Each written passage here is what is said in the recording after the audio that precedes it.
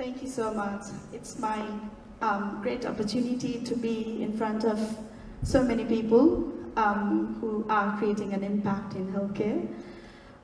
My name is Priyanka. I'm originally from Nepal, where there is no road, no electricity, no internet. I was grown up to my 10 years in that kind of village which was self-sustainable.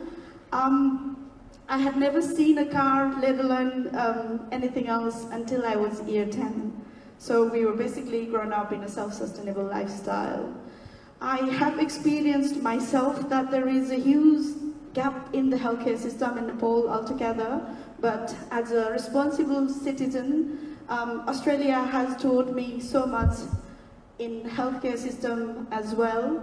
I wanted to always give back to the community, so out of that we ended up planning for a community hospital, which is encompassing the best from the west and best from the east.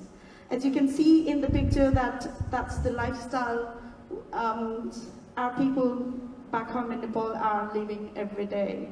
So as a healthcare worker, we didn't want to come up with something which we feel is best for them. We have gone out there in the village, we've done a community consultation, and we come up with the concept which is a community hospital. And today's Design Digital Jam has given me an opportunity to look from different perspectives altogether. So I'll pass it to my team to elaborate further. Thank you. Yeah, so as we heard about Priyanka's community and the issues they face, we really just thought it was impossible to ignore, and that we really need to come up with sustainable solutions to these problems. Unfortunately, in today's day and age, for us, everything we think of as an app, which we decided just won't work there, lack of internet, lack of phones, etc. So we had to think a little bit more creatively.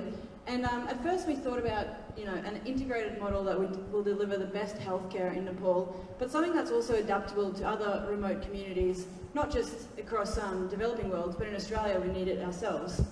And like any stewards of any good ideas, we decided to go and research this and just find out exactly what we're going to deal with if we want to implement this new idea. And our group decided there was 3 sort of key things to research, and one that was really essential was understanding the community. And that was things like this one healthcare centre or healthcare facility might service 75,000 people in the region. Now that sometimes takes a day by foot to travel, but that's sort of what we're dealing with.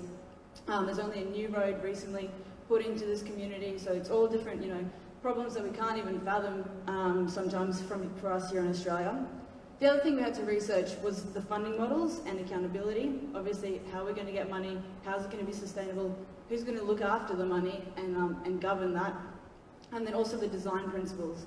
And we decided we need to make it really simple and applicable. We need to call it what it is. We can't have these all fancy Australian government words, so we don't even know what this person does, but they just have a title of, doctor. And also integrated, we need to make it integrated throughout the whole community. And after thinking about all of this, we decided that it's actually probably in the best interest that we flip this healthcare model and sort of put prevention first. Rather than making it crisis intervention or crisis management, we want to put in prevention first, and we want to make this particular community the healthiest community in Nepal, and this is how we'll do it.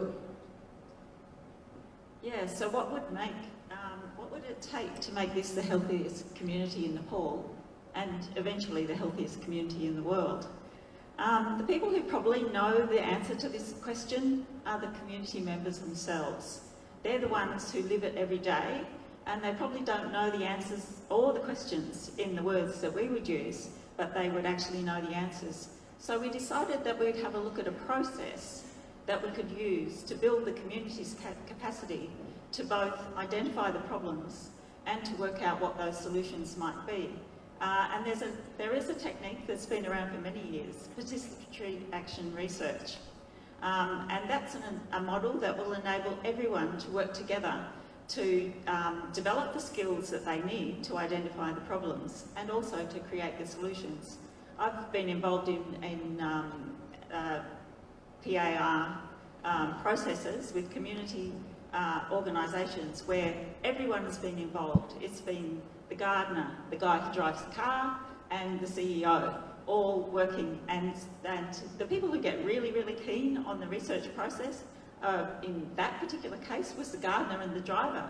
We couldn't stop them staying back after work to work on the problem and the solution. So it's something that lends itself well to a community ownership of what is developed in the end, which means that the solutions are sustainable, and also it provides a model for how we can work with other similar communities throughout the world.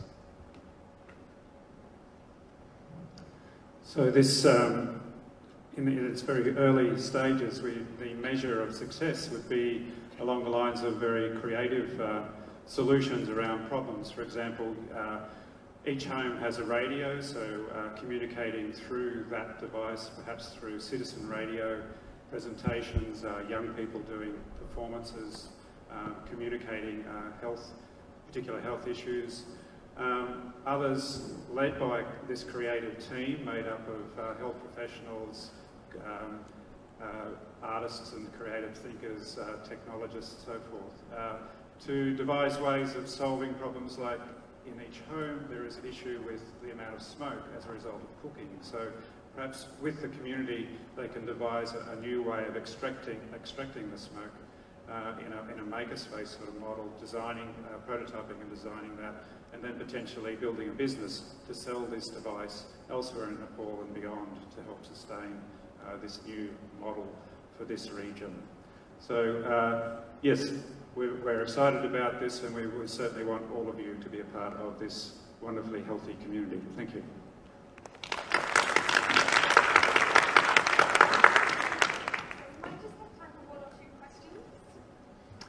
Okay, I'll start this time. So thank you very much. That was a fantastic idea, and of course a very important project, and I particularly like that idea of thinking of it as we will be starting the day clinic, and slowly we will move towards what we believe we should be doing, which is a preventative model.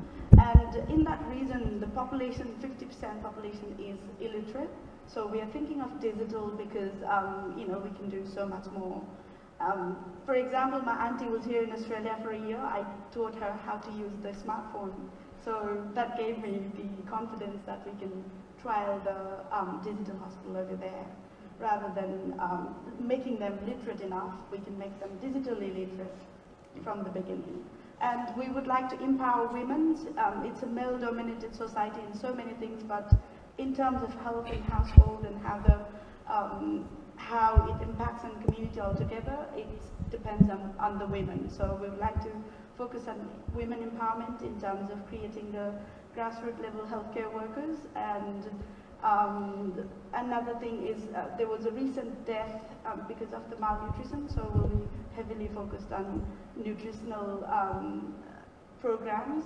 And we've got a school health program design as well, because those people are coming out of the school but not coming with the real life skills. We'd like to teach them to be a healthy, independent human being. And with the one opportunity, a person like me from the village, I would have never imagined to come to Australia and present in front of people like you. I feel that education takes a huge part in a person's life.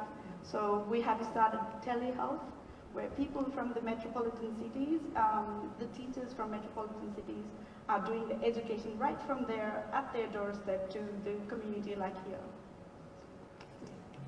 Thank you. Round of applause.